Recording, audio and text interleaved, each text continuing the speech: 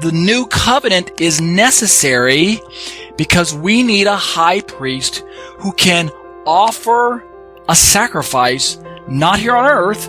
In fact, here on earth, he's not a priest. Wrong tribe, wrong lineage.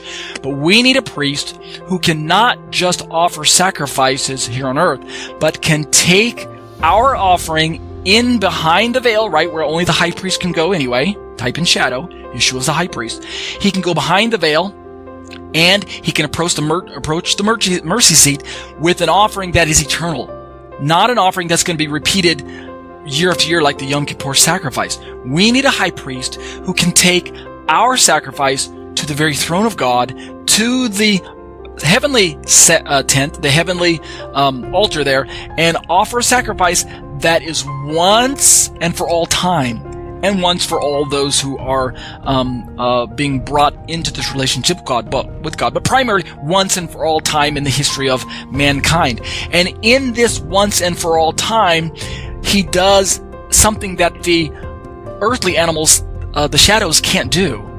He takes our sins and he puts them in a position where they are remembered no more. And that's why, coming full circle, he can say, starting in verse 8, for he finds fault with them, meaning he finds limitations, he finds restrictions with them, the earthly priests, and the people of Israel, yes, but the earthly priests specifically, when he says, behold, the days are coming, declares the Lord, when I will establish a new covenant, specifically the priestly work with the house of Israel and the house of Judah, and it's going to be internal. Not like the external covenant that Moshe represents, that I made with their fathers on the day when they took him by the hand and brought him out of the land of Egypt, for they did not continue in my covenant. They broke it all the time, and they couldn't keep it on an internal level because the laws weren't written there yet.